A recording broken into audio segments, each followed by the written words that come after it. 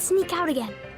I want to find some treasure. Why save the world when you could spend your days digging up pricey pieces of Dragon Quest history with a slurping slime by your side? That's the philosophy behind Dragon Quest Treasures, a lighthearted spin-off where working with monsters to hoard valuables takes the spotlight over complex combat or high-stakes story. That means it's far from the richest jewel in the Dragon Quest crown, with shallow world building and equally shallow RPG elements keeping it from ever reaching its full potential. But an endless stream of rewards and charm still make it an enjoyable, relaxing adventure.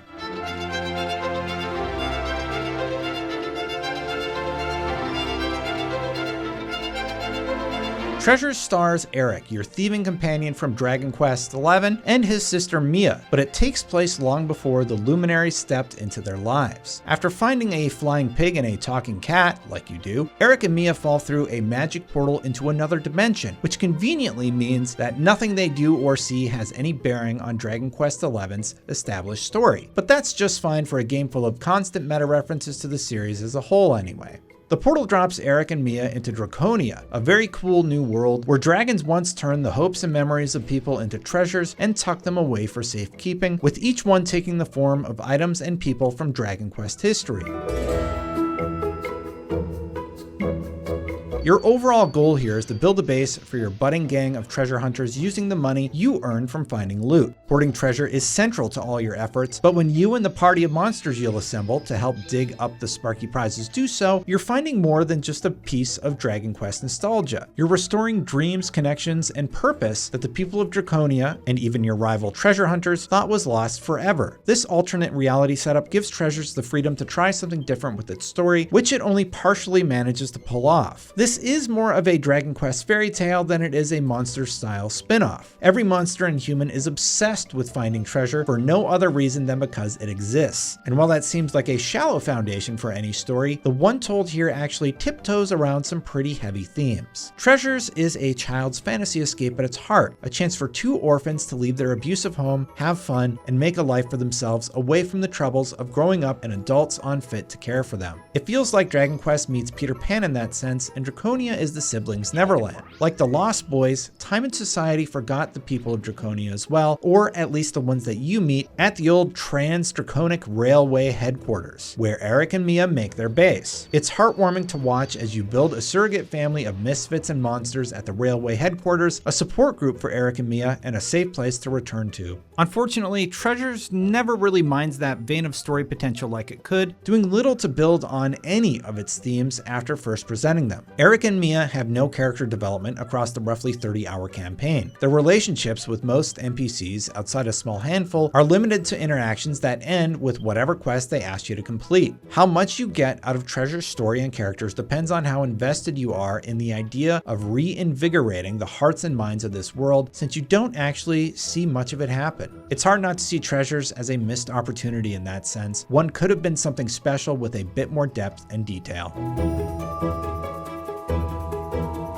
In between meeting new people and staring at your treasure hoard, you'll take Eric and Mia on expeditions to one of Draconia's islands to see what you can find and convince other monsters to join the hunt. You're pretty much free to decide what you want to do and when. You could rush to a rival treasure hunter's base and swipe their hoard, or persuade a queen slime to help restore the train station in the aptly named Cold Shoulder. Or just ignore everything and find treasure for fun. Whatever you choose to do, you're always encouraged to find treasure in order to help your base grow. You have an innate treasure compass that points you to the general direction of rare goods because of course you do, but it goes haywire when you get too close. That means you have to rely on the treasure vision of your monster companions to track the goods down with visual cues based on their own line of sight. Slimes only see from ground level, for example, while the vision of a Sham hat witch is appropriately obscured by its own hat. It's a charming, typical Dragon Quest spin on what would otherwise be a repetitive minigame, and combined with a little ascending jingle that plays when you dig up treasure, it helps keep the routine feeling fun even after dozens of hours. None of the tasks you're given are ever complex, but it helps that the treasure hunting appeal to the part of your brain that lights up after finding something shiny or checking a task off that list. The low-pressure, low-stakes nature of what you're doing and the constant drip of accomplishment lends treasures a sense of coziness that makes it easy and enjoyable to pick up even if you don't always see world-changing effects from your labors. While there's plenty to do back at headquarters, it often feels like perhaps Square Enix had plans for something bigger that never materialized. You have daily quests similar to what you'd expect from a live service game, but they play little role in your routine and offer paltry rewards. You can also theoretically build up and improve your base, though the improvements extend to just a handful of shops you can only access via the company's reception desk. As a result, treasures always feels just a bit thin.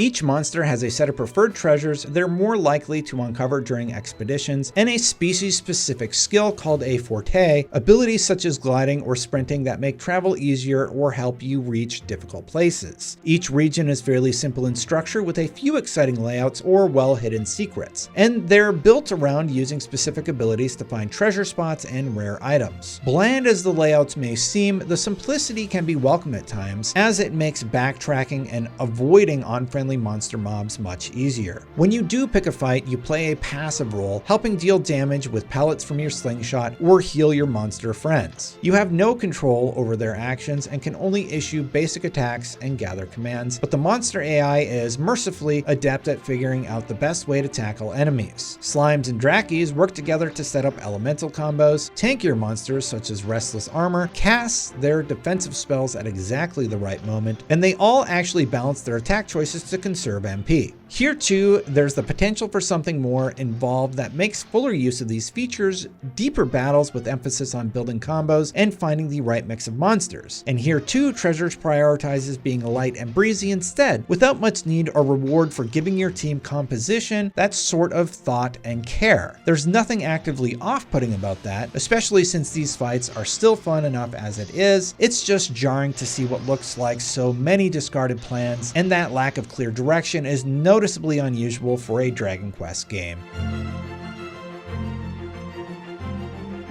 Dragon Quest Treasures is a light, charming take on the classic RPG series. In place of challenging battles and complex campaigns, it offers a cute fairy tale of two orphans finding riches, building a new family, and bringing happiness to a weary land. It's hard to ignore the missed potential for a more nuanced story and more combat that could have been, but the relaxed pace and constant stream of rewards still make Treasures a satisfying RPG to plunder your way through. Hey, if you like Dragon Quest, be sure to check out this video. And for more on all things gaming, keep it right here at IGN. Eric, are you awake? Come on, let's sneak out again. I want to find some treasure. They're going to be partying all night. They won't even know we've snuck off.